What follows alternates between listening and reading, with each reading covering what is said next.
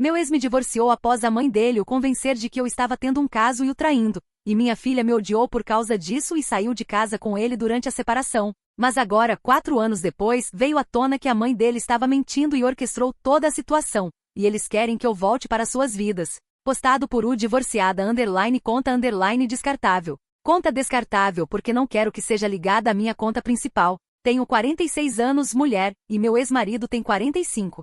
Éramos namorados de faculdade e nos casamos aos 26. Pouco antes do casamento, dei à luz a uma filha linda que agora tem 21 anos, um marco de nossa união repleto de expectativas e ternura inicial. Eu os amava profundamente e formávamos uma família feliz por cerca de 16 anos, cheios de momentos compartilhados que teciam laços inquebráveis, até que tudo desmoronou de forma devastadora. Nosso único problema era a mãe do meu ex, uma presença tóxica que pairava como uma sombra persistente sobre nossa harmonia doméstica. Ela sempre nutriu um desdém visceral por mim, enraizada em preconceitos profundos e inseguranças não resolvidas. Nunca achou que eu fosse digna do seu menino precioso, vendo em mim uma ameaça à sua influência exclusiva sobre ele. Tivemos inúmeras brigas acaloradas, cheias de acusações veladas e manipulações sutis, e meu ex rompeu contato com ela após o casamento, quando ela ousou aparecer de branco na cerimônia, um gesto deliberado de provocação que expôs sua inveja corrosiva. Anos depois, ainda tivemos encontros indesejados com ela enviando presentes calculados para nossa filha como iscas emocionais,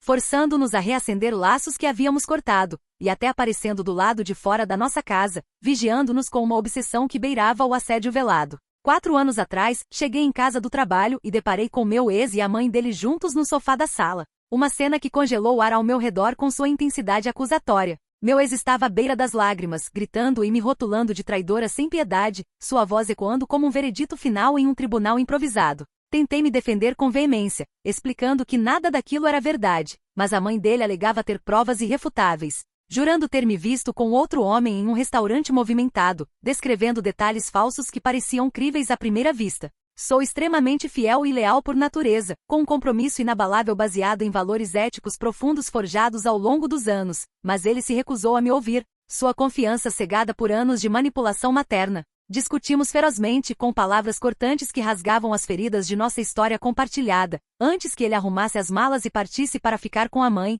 abandonando o lar que construímos com suor e sonhos. Quando minha filha chegou de uma festa na casa de uma amiga, ela também começou a me culpar, influenciada pelo relato enviesado do pai. Seus olhos cheios de decepção e raiva adolescente que partiam meu coração em pedaços irreparáveis. Ela foi morar com o pai enquanto ele enviava os papéis do divórcio, um processo burocrático que se arrastou como uma ferida aberta por cerca de 1 ano até ser finalizado, deixando cicatrizes emocionais que demorariam anos para cicatrizar. Ele obteve a guarda dela, e eu fui concedida direitos de visitação, mas ela nunca quis me ver, optando por um silêncio que ecoava como uma rejeição absoluta e dolorosa. Demorei um tempo imenso para seguir em frente, mergulhando em um abismo de terapia intensiva e uma depressão profunda que consumia minhas noites com ruminações incessantes sobre traições e perdas. Sabia, no fundo da alma, que a mãe do meu ex havia inventado tudo para nos destruir, uma teia de mentiras tecida com precisão cirúrgica para explorar fraquezas familiares antigas. Não consigo acreditar que ele deu ouvidos a ela com tamanha imprudência, ignorando os pilares de confiança que havíamos erguido juntos ao longo de décadas. Não culpo minha filha, cuja lealdade cega ao pai era compreensível em meio ao caos, mas a dor persiste como uma ferida crônica que lateja em momentos inesperados. Saí da casa para permitir que meu ex e minha filha ficassem lá, um gesto de renúncia que carregava o peso de um exílio autoimposto. Acabei me mudando para um apartamento modesto, um refúgio temporário que aos poucos se transformou em um espaço de reconstrução pessoal. Fazem 4 anos e comecei a redescobrir a felicidade genuína, cultivando amizades sólidas que traziam risadas autênticas e aventuras compartilhadas que reacendiam minha vitalidade interior, além de conquistar uma promoção no trabalho que validava meu esforço incansável. Ainda sinto falta da minha família, especialmente da minha filha, cujas ausências deixavam vazios que nenhum novo começo preenchia completamente. Mas eu não podia forçar o que o destino havia rompido. 2 dias atrás minha filha me ligou, um som que quebrou o silêncio de anos como um raio inesperado em um céu sereno. Fazia 4 anos desde que a vi ou ouvi pela última vez, um hiato marcado por aniversários não celebrados e feriados solitários. Ela disse que a mãe do meu ex admitiu ter mentido deliberadamente, uma confissão que desmantelava anos de narrativas falsas. Contou que meu ex arrumou uma namorada nova e a mãe dele ficou furiosa, alegando que ele não merecia uma após todo o esforço dela para me eliminar da equação familiar. Eles tiveram uma briga explosiva, repleta de recriminações antigas e revelações amargas, antes que ele a expulsasse de casa, cortando laços que pareciam indestrutíveis. Quase desabei em prantos ao ouvir aquilo, uma enxurrada de emoções reprimidas borbulhando à superfície como lava vulcânica. Pensei que ela nunca admitiria a verdade, e agora a notícia chegava pela voz trêmula da minha filha, carregada de remorso genuíno. Ela pediu para nos encontrarmos e se desculpou repetidamente, cada palavra um pedido de redenção que ecoava em meu peito ferido. Eu disse que poderíamos nos ver no dia seguinte, um compromisso cauteloso nascido de um amor residual que desafiava a dor acumulada. Ontem nos encontramos em um restaurante acolhedor, mas ela trouxe meu ex junto, uma surpresa não mencionada que violava a expectativa de um reencontro íntimo e controlado. Nem eu havia concordado com aquilo. Ele se desculpava profusamente, confessando o quanto sentia minha falta e que havia terminado com a namorada em um ato impulsivo de arrependimento. Ele ansiava por reconstruirmos nossa união, pintando um futuro idealizado que ignorava as ruínas emocionais deixadas para trás. Eu me excusei educadamente e saí dali, deixando-os sozinhos em meio ao desconforto palpável, um ato de autopreservação instintiva. Ao chegar em casa, enfrentei uma avalanche de ligações da minha filha e mensagens de texto dela, um bombardeio digital que misturava súplicas e frustrações. Ela insistia em conversarmos, e me chamou de egoísta por sair, uma acusação que cortava como uma lâmina afiada em uma ferida fresca. Expliquei que me senti desconfortável e que ela precisava compreender os limites do meu trauma acumulado. Tive que silenciar o telefone e afastá-lo por um tempo, criando um respiro necessário em meio ao turbilhão emocional. Ainda não respondi, e estou incerta sobre os próximos passos, navegando por um labirinto de dúvidas e lealdades conflituosas. Eu a amo com uma intensidade que transcende o tempo, mas não consigo dialogar com ela na presença dele.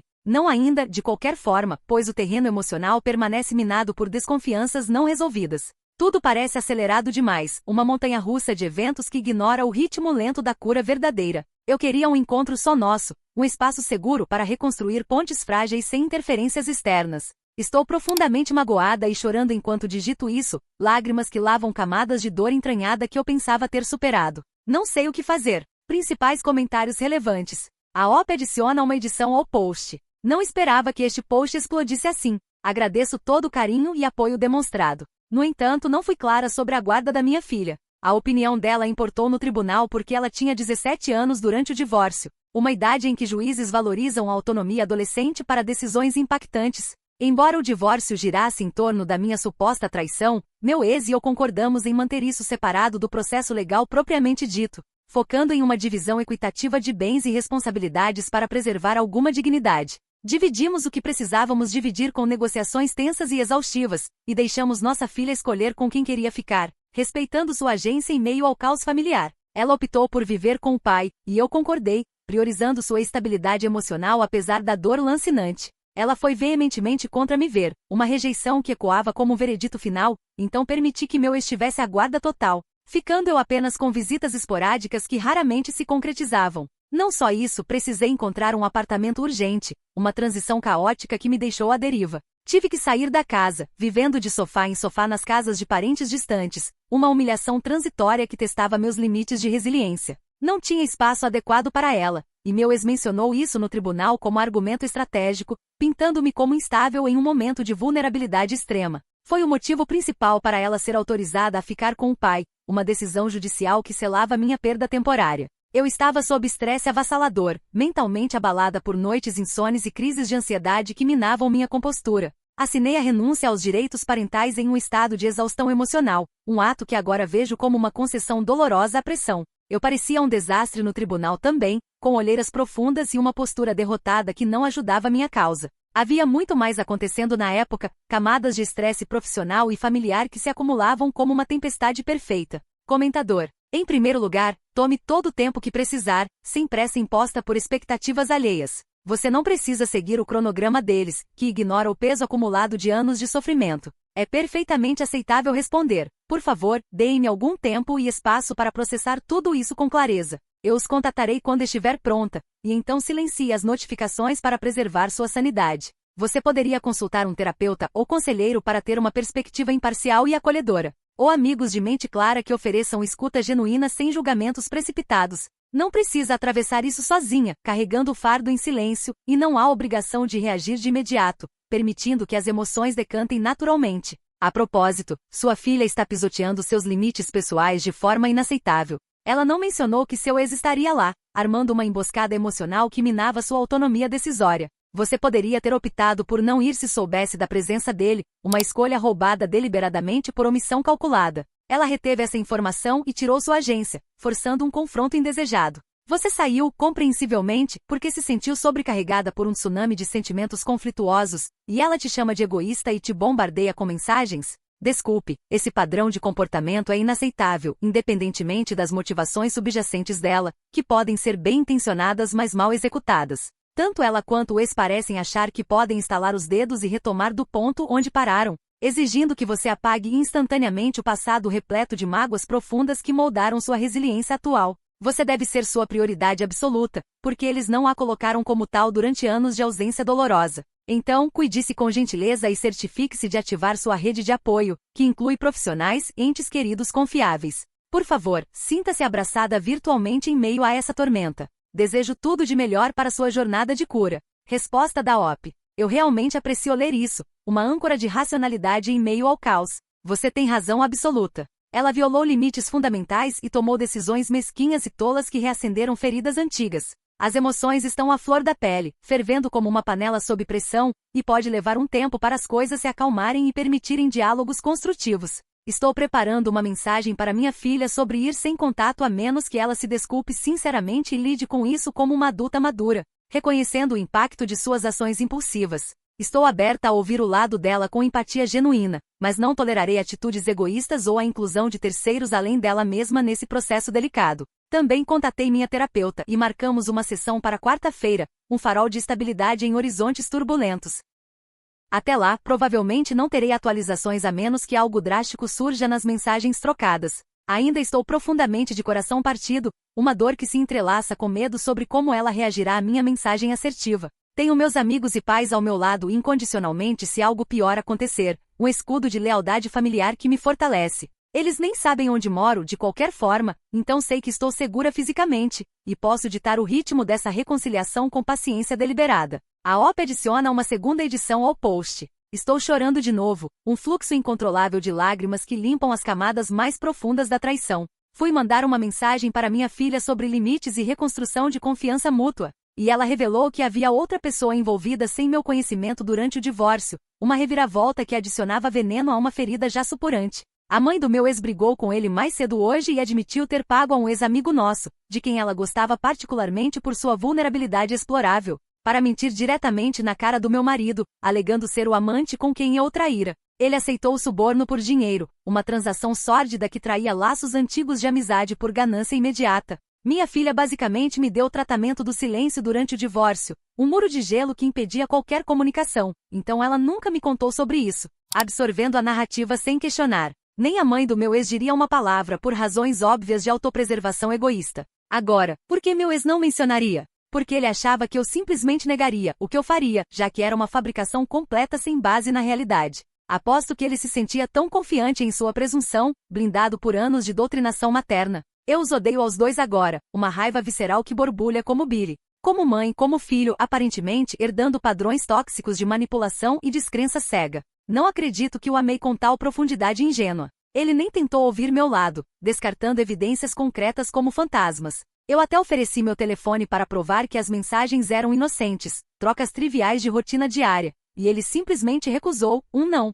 seco que selava o abismo entre nós. Consegui uma confissão verbal do tal ex-amigo gravada em um momento de remorso fugaz. Mas não vou compartilhar aqui porque a comunicação honesta ainda é um luxo ausente nessa família fragmentada. Estou além da fúria, um vulcão de indignação que consome tudo. Quem faz isso? Pagar alguém para sabotar intencionalmente um relacionamento saudável e equilibrado, injetando veneno onde havia harmonia? Absolutamente ridículo e moralmente repugnante. A atualização 2 dias depois. Oi. Nos últimos 2 dias, uma enxurrada de revelações emergiu, e estou exausta. Fisicamente e emocionalmente drenada por camadas de verdades amargas que se desdobram como páginas de um diário sombrio. Primeiro, obrigada pelo apoio e conselhos valiosos, um coro de vozes solidárias que me ancoram em meio à tempestade. Houve tantos, mas decidi seguir aqueles que ressoavam mais com minha intuição materna e o bem-estar da minha filha, priorizando curas sustentáveis sobre vinganças impulsivas. No último post, mencionei nos comentários uma atualização emergente. 2 dias atrás, mandei uma mensagem para minha filha estabelecendo limites firmes após o ataque surpresa no restaurante. Uma conversa que fluiu de tensões iniciais para revelações chocantes. Enquanto trocávamos palavras, ela mencionou novas informações sobre meu ex e porque ele priorizou o lado da mãe em detrimento do nosso casamento. Uma escolha que agora revelava raízes ainda mais profundas de manipulação. Mais cedo naquela manhã, a mãe dele confessou ter pago a um ex-amigo nosso para mentir diretamente na cara do meu ex-marido, fingindo ser o parceiro do suposto caso extraconjugal, uma encenação teatral que explorava vulnerabilidades emocionais acumuladas. Lembre-se, eu nunca traí ninguém em primeiro lugar, um fato inabalável ancorado em minha integridade pessoal. Meu ex absorveu aquilo como evidência irrefutável, uma âncora que o arrastou para o divórcio precipitadamente, ignorando contradições sutis que um escrutínio honesto revelaria. A mãe dele é uma mestra da manipulação com garras enfiadas em sua psique desde a infância, moldando lealdades distorcidas que eclipsavam a razão adulta. Então não me surpreende que ele tenha caído nessa armadilha ilusória. Ele só descobriu que a confissão era falsa há poucos dias, uma epifania tardia que abalou suas fundações. Eu nem estava ciente de toda a trama por 4 anos inteiros, um véu de ignorância imposto por silêncios cúmplices. Ninguém me trouxe à tona, um complô de omissões que perpetuava o sofrimento. Minha filha me deu o tratamento do silêncio, um escudo de raiva adolescente. A mãe do meu ex obviamente não soltaria uma sílaba incriminadora. E provavelmente instruiu meu ex-marido a se calar e focar apenas no divórcio, desviando olhares de suas maquinações. Ainda estou profundamente entristecida, um luto renovado por ilusões desfeitas, mas tudo agora faz sentido em sua cruel complexidade. Eu estava tão furiosa com ele por me abandonar baseado na palavra dela, uma traição que parecia superficial, mas era um emaranhado muito mais intrincado de decepções orquestradas. Além disso, decidi dar outra chance à minha filha, um ato de perdão condicional nascido de amor incondicional, mas com salvaguardas rigorosas. Ela não saberá onde moro ou detalhes pessoais que indiquem minha localização, preservando minha privacidade recém-conquistada. Manterei contato baixo e controlado, uma ponte tênue construída com tijolos de confiança gradual. Não quero que ela vaze isso para o pai ou terceiros curiosos, protegendo meu santuário emocional. Só aparecerei em eventos importantes, como formaturas cheias de orgulho ou casamentos simbólicos de união renovada. Sei que meu ex-marido também comparecerá, uma presença inevitável que testará minhas resoluções. Se for o caso, que assim seja, enfrentando o inevitável com dignidade serena. Pedi à minha filha para passar o telefone ao pai, um momento pivotal carregado de tensão acumulada. Ele, é claro, se desculpou inúmeras vezes, um fluxo de remorsos que soava sincero mas tardio, e esperava que pudéssemos tentar de novo, pintando cenários de redenção familiar. Disse que faria qualquer coisa para compensar os anos perdidos e que ainda me amava com uma profundidade questionável. Eu disse não, uma recusa firme e ancorada em lições duramente aprendidas. Expliquei que o manteria em contato zero absoluto, e que fiquei de coração partido quando ele não se comunicou sobre as alegações de traição, assumindo o pior sem diálogo aberto que poderia ter salvado tudo, que fiquei praticamente sem teto por um período angustiante, dependendo de caridade familiar para sobreviver, e precisei de terapia intensiva para emergir das sombras da depressão clínica, que queria ser deixada em paz e não estava interessada em outro relacionamento agora, priorizando minha autonomia recém-descoberta. Então, dei a ele um novo e-mail só para emergências diretamente envolvendo nossa filha, um canal estrito que filtraria o essencial do supérfluo. Qualquer outra coisa eu descartaria sem hesitação. Foi a única vez que falei com ele nos últimos 2 dias, um fechamento verbal que selava capítulos antigos.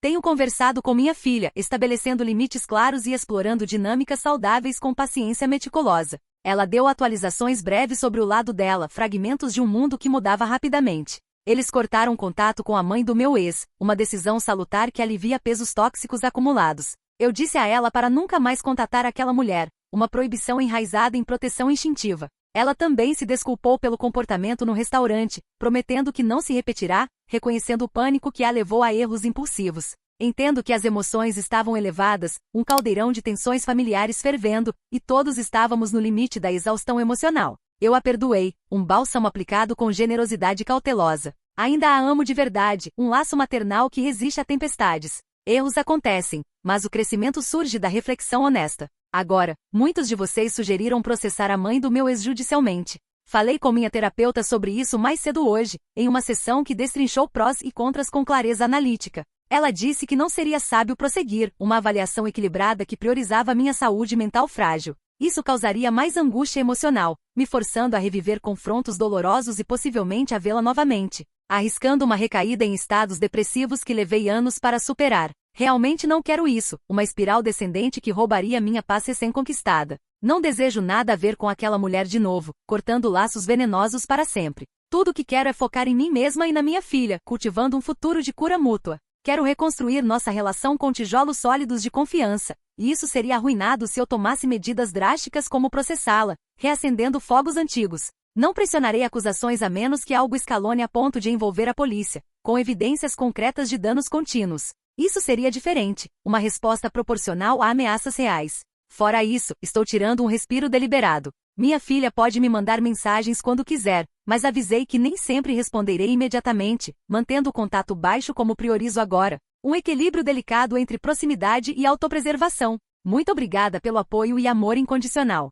Não consigo expressar o quão grata estou, um oceano de empatia que me sustenta. Desculpem por não ter respondido aos comentários. Houve tantos, uma torrente avassaladora que me deixou sem fôlego. Isso pode ser meu último post ever nesta conta, a menos que algo significativo ocorra no horizonte próximo. Vocês são incríveis, faróis de humanidade em meio à escuridão. Obrigada de coração. Principais comentários relevantes. Comentador: sinto muito imensamente por tudo que você passou, uma odisseia de dor que testou os limites da resiliência humana. Você está lidando com isso de forma exemplar, erguendo barreiras protetoras com sabedoria madura que honra sua jornada. Só preciso dizer, fico me perguntando como esse ex-amigo convive consigo mesmo, sabendo que desempenhou um papel pivotal na dissolução do seu casamento. Uma traição que ecoa como um pecado imperdoável. Resposta da OP: ele é viciado em drogas, uma espiral descendente que o torna previsível em sua desumanidade. Estou 100% certa de que ele viu nisso uma chance de financiar mais vícios, uma troca cínica de lealdade por euforia efêmera. Foi o motivo pelo qual cortamos, já que ele nos implorava por dinheiro constantemente, junto com outros amigos igualmente problemáticos em seu círculo vicioso. Ele nem era tão legal assim, na verdade, tinha uma rudeza latente que mascarava inseguranças profundas. Honestamente espero que ele esteja miserável, colhendo os frutos amargos de escolhas egoístas que devastam vidas alheias. Segunda atualização no mesmo dia. Postado por U Eterna da Cuna. Minha mãe recentemente fez 2 posts sobre nossa família sob o título "Meu ex me divorciou e agora ele quer voltar depois de 4 anos. Sou a filha deles de 21 anos, e vou explicar meu lado das coisas, adicionando nuances que contextualizam minhas perspectivas sem desculpas vazias. Sim, tenho permissão da minha mãe para postar isso, um gesto de transparência familiar que buscamos cultivar. Houve muitas coisas que ela omitiu do lado dela, lacunas que deixam a narrativa incompleta e propensa a julgamentos precipitados. É assim que interpretei o que aconteceu do meu ponto de vista, já que todos são rápidos em culpar sem conhecer as camadas emocionais envolvidas. 5 anos atrás, quando eu tinha 16 anos, uma idade de vulnerabilidades intensas e lealdades instintivas, meu pai me ligou em pânico contido. Ele disse que estava na casa da avó dele e que eu precisava arrumar minhas coisas para ele me buscar imediatamente. Uma urgência que pulsava na linha telefônica como um alarme. Contou que minha mãe o traíra e que agora se divorciaria dela, uma bomba que explodiu minha visão idealizada de estabilidade familiar. Então fiz exatamente como mandado, embalando memórias em malas com mãos trêmulas. Eu estava furiosa com a mamãe por algo que via como imperdoável, uma rachadura irreparável em nosso núcleo. Achei que eles eram inseparáveis, um conto de fadas moderno que eu idolatrava em silêncio. Fiquei chocada, achando que se amavam de forma inabalável, e quando a acusação de traição surgiu, ressenti-me profundamente. Uma raiva adolescente que nubla o julgamento racional. Gritei com ela, soltando palavras cruéis e ferinas que agora ecoam como arrependimentos lancinantes em minhas noites insones. Saí para ficar com o papai, cruzando um limiar que mudava tudo irreversivelmente. O tempo todo recusei falar com a mamãe durante o divórcio, um boicote emocional alimentado por narrativas unilaterais. Eu a odiava de verdade, uma versão tóxica que consumia minha energia juvenil. Durante esse período, eu estava com o papai e a vovó, uma dinâmica que parecia acolhedora à superfície. Eu a via algumas vezes, e minha mãe abertamente a detestava, uma animosidade que eu atribuía a ciúmes infundados. Ela parecia doce e solidária, amparando meu pai em sua dor aparente com gestos afetuosos que mascaravam intenções subjacentes. Comprava-me presentes extravagantes e me deixava morar sob seu teto generoso, incorporando a avó amorosa estereotipada de contos infantis, com abraços quentes e histórias reconfortantes. A mamãe acabou saindo para que pudéssemos retomar o espaço, uma concessão que interpretei como abandono covarde. No tribunal, favoreci o lado do papai com convicção adolescente, e foi aprovado selando uma vitória pírrica. Recusei qualquer contato com a mamãe, um silêncio que se estendia como uma ponte queimada. Parecia que ela nem tentava lutar para ficar comigo, uma passividade que alimentava minha raiva persistente como combustível. O papai chorava em alguns dias, um espetáculo de vulnerabilidade que me partia o coração, estressado e abatido por camadas de luto não verbalizado. Ela também chorava, mas eu atribuía a culpa de ser pega e agora vagar sem rumo como consequência do divórcio inevitável, uma narrativa que justificava minha lealdade cega. Houve poucas vezes em que quis ligar para ela, desabafar ódio acumulado em gritos catárticos, odiá-la abertamente. Não o fiz, reprimindo impulsos que poderiam ter aberto portas prematuramente. Nos 4 anos seguintes foi eu, papai e vovó, que visitava esporadicamente com uma regularidade reconfortante. Ela me enchia de mimos, sempre expressando como finalmente podia curtir sua netinha com efusividade genuína, estragando-me com surpresas que preenchiam vazios emocionais sutis. O papai permaneceu triste por uns 3 anos, um período de introspecção sombria marcado por silêncios pesados, antes de conhecer outra mulher e iniciarem um namoro hesitante que prometia renascimento. Foi quando tudo virou de cabeça para baixo, um vórtice de conflitos que expunha fissuras profundas. Ele e a vovó começaram a brigar sobre a nova namorada, discussões que escalavam de sussurros a explosões verbais. Ela ameaçava se machucar dramaticamente e o chamava de filho patético e fracassado, um vitupério que cortava como navalhas emocionais. Derrubava objetos em acessos de raiva e quebrava coisas intencionalmente quando não conseguia o que queria. Um padrão de controle destrutivo que se repetia como um ciclo vicioso. Até ameaçava me ferir às vezes e roubar coisas minhas como punição, uma possessividade que beirava o abuso velado. O papai mal trazia a namorada para casa por causa dela, uma precaução que isolava nossa família em bolhas tensas. A vovó continuava visitando quase diariamente, uma presença ubíqua obcecada pelo papai e pela intrusa nova, vigiando cada passo com olhos ciumentos. Agora imagine isso por 5 meses seguidos, uma erosão gradual da sanidade familiar, até que ela explodiu de vez. Outra briga colossal, então a confissão irrompeu como um dique rompido. Eu estava no quarto ao lado quando ela gritou sobre como fizera tudo para afastar a mamãe dele, isolando-o para tê-lo só para si em uma dinâmica doentia de codependência. E agora a nova namorada o roubava novamente, uma ladra em seu território sagrado. Foi quando decidi ligar para a mamãe e contar o que se passava, um ato de coragem trêmula nascido do medo paralisante. No dia seguinte, combinamos nos encontrar em um restaurante neutro, um terreno comum para reconciliações frágeis. Contei ao papai depois e ele insistiu em vir comigo, uma determinação desesperada que o fazia suar ansiedade. Hesitei no início, pesando os riscos de um trio conflituoso, mas ele me convenceu com apelos emocionais que exploravam minha lealdade filial. Estava desesperado e até terminou com a namorada por telefone em um gesto impulsivo de sacrifício. Então o levei junto. Não contei à mamãe, uma omissão que agora vejo como erro grave, e quando ela chegou e nos viu, ficou desconfortável, uma rigidez visível em sua postura tensa. E riu nervosamente após o papai praticamente implorar de joelhos em súplicas humilhantes. Acabei chamando-a de egoísta em um surto, uma explosão verbal que escapou sem filtro. Estava estressada e sobrecarregada por um emaranhado de lealdades divididas. Soltei algo que não pretendia, um veneno momentâneo nascido do pânico. Entendo por que ela saiu, buscando o ar em meio ao sufocamento. Não há desculpa para meu comportamento, uma admissão que carrego como lição dura. Comecei a ligá-la sem parar e mandar mensagens incessantes, tentando arrancar uma resposta que validasse meu caos interno. Algumas mensagens não foram gentis, impulsos crus de frustração não processada. Não estava pensando direito, imersa em névoa emocional. O papai desabava em lágrimas e murmurava pensamentos depressivos sobre se odiar e desejar a morte, um abismo de desespero que me aterrorizava. Entrei em pânico total. Tipo, o que eu deveria fazer? Uma paralisia de inexperiência juvenil. Na manhã seguinte, a vovó apareceu na casa enquanto a mamãe me enviava parágrafos longos sobre querer reconstruir mas precisando de limites firmes, textos que destilavam sabedoria dolorida. Os dois discutiam lá embaixo.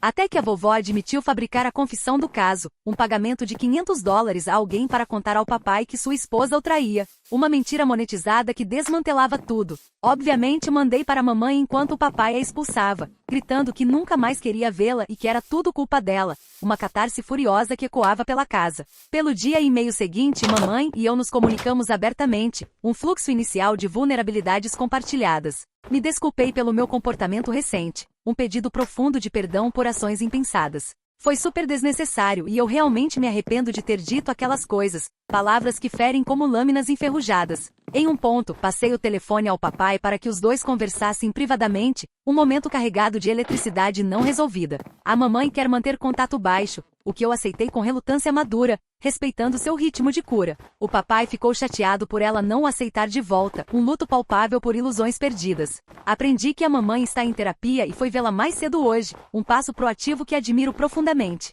Não vejo a vovó desde que o papai a expulsou, um corte definitivo que alivia o ar viciado. Ele diz que ela tenta ligar e mandar mensagens a cada hora, uma perseguição digital que beira o desespero patológico. Sim, ainda moro com o papai. Estou na faculdade comunitária, um trajeto acessível de meia hora, então fico em casa por conveniência prática. Eu me deparei com o post da mamãe no TikTok umas 3 vezes, uma viralidade inesperada que me chocou. Há comentários sobre mim que me deixam realmente magoada, críticas que ignoram contextos profundos. Vocês não entendem vítimas de abuso, tipo, pelo amor de Deus? Tive que aguentar o comportamento depressivo constante do papai, um peso que me curvava, e as táticas de gaslighting e love bombing da vovó. Um ciclo manipulador que distorcia minha percepção da realidade como um espelho quebrado. Estou feliz por estar em contato com a mamãe novamente, um reencontro que cura fissuras antigas. Nunca contatei antes porque a vovó dizia coisas negativas sobre ela, veneno destilado que envenenava minha visão. Achei que a mamãe era controladora,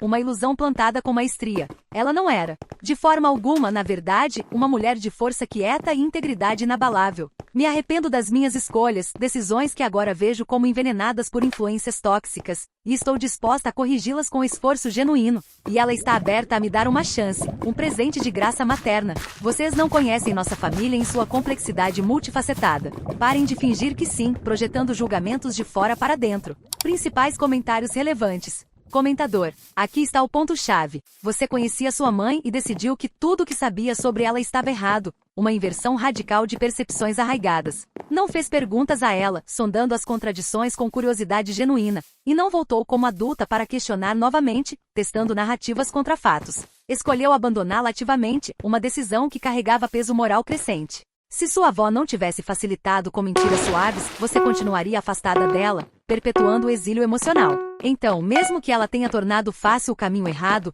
você ultimamente escolheu o que fez, uma agência que evolui com a maturidade. Aos 16, tem menos responsabilidade por ações impulsivas moldadas por imaturidade cerebral, mas cara, em qualquer momento pôde perceber que a maioria das pessoas que traem não é abandonada sumariamente pelos filhos, um padrão social que grita anomalia. Pôde começar a questionar: por que minha família reage tão diferente do normal? Isso é saudável? Por que reagimos assim? Por que minha família não quer que eu mantenha uma relação equilibrada com minha mãe? Isso é o que famílias saudáveis desejam, fomentando laços inclusivos.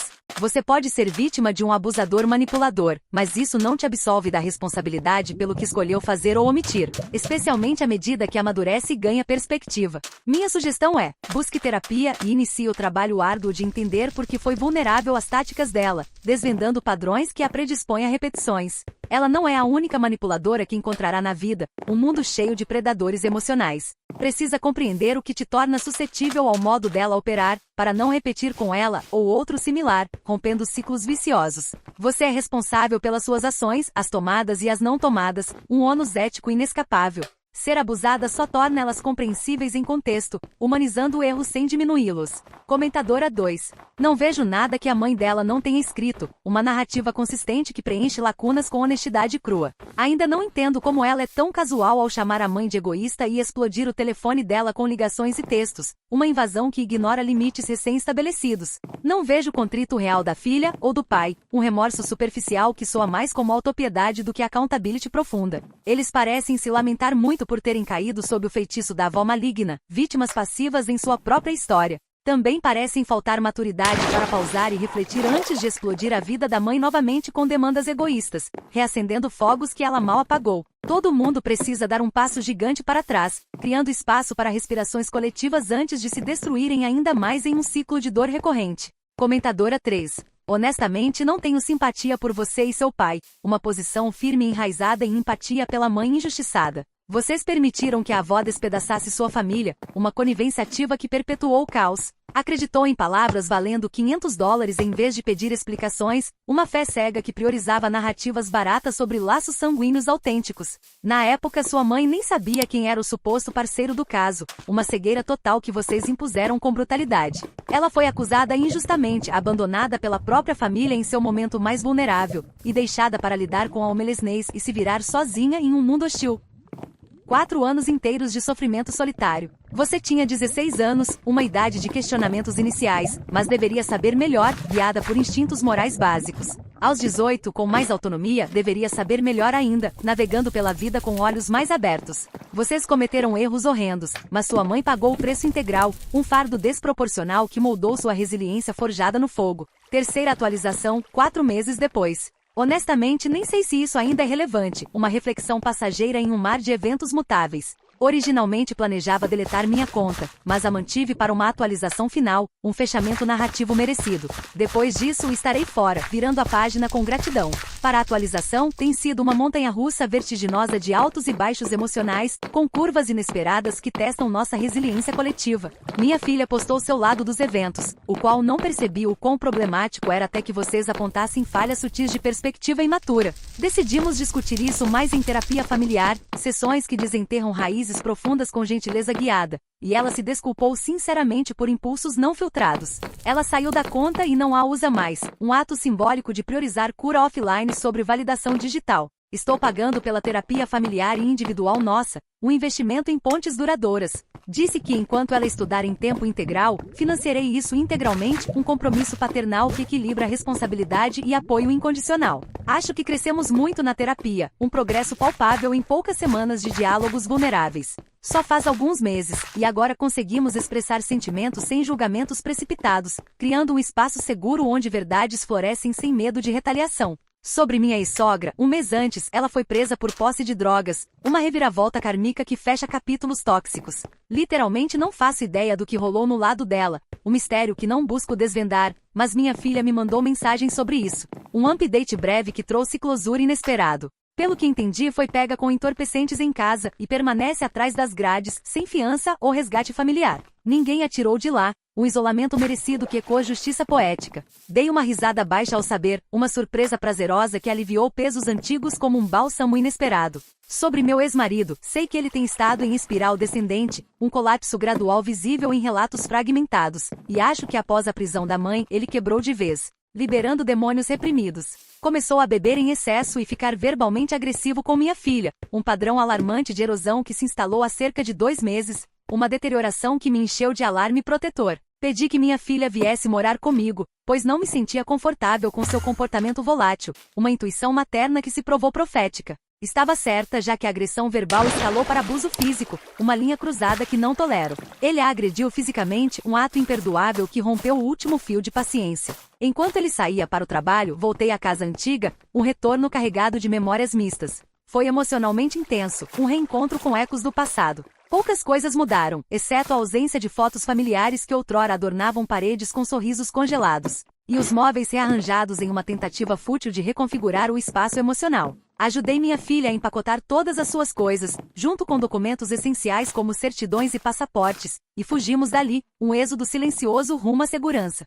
Transformei minha área de escritório em quarto para ela, um espaço improvisado mas acolhedor com toques pessoais que sinalizam permanência. Ela tem ficado comigo há 1 semana agora, um período de adaptação gradual marcado por silêncios compartilhados e gestos ternos.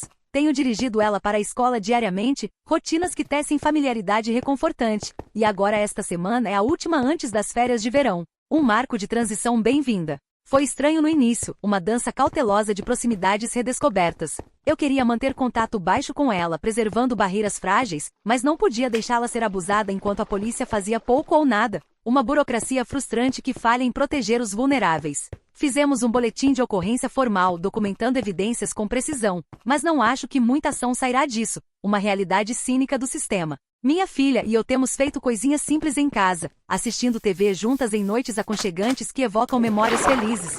dirigindo para a escola com conversas leves que constroem confiança, e preparando refeições caseiras que enchem o ar de aromas reconfortantes e diálogos autênticos. Estamos indo devagar, mas estamos nos conectando de verdade, e nossa relação floresce organicamente, brotando de sementes de perdão mútuo. Ela está bem mais quieta hoje em dia, uma introspecção que contrasta com sua extroversão anterior vibrante, mas sei que isso cobra um preço alto nela, processando traumas em camadas profundas. Fico grata por ela estar disposta à terapia, um aliado essencial nessa jornada. Suspeito que ela tenha depressão clínica e transtorno de estresse pós-traumático, diagnósticos que explicam as sombras em seus olhos. Mas estamos navegando juntos com ferramentas profissionais. Pode-se dizer que é um final feliz, um amanhecer após noites longas de escuridão. Muito obrigada por essa jornada compartilhada, um apoio desesperadamente necessário que recebi em ondas de empatia transformadora. Além disso, por favor, não mandem ameaças de morte à minha filha. Já vi muitos comentários falando mal dela, mas chegou ao ponto de alguns enviarem ameaças mortais, um extremismo tóxico que ultrapassa limites éticos.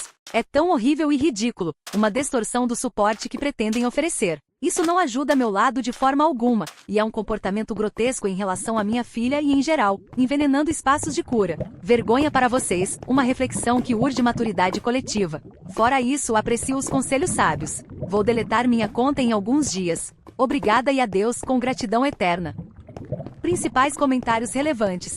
Comentador: você ouviu algo do ex depois que sua filha saiu de casa? Resposta da OP: ele tentou mandar mensagens de texto para ela via app do telefone após voltar e perceber que ela não estava mais lá. Uma enxurrada caótica de preocupações fingidas.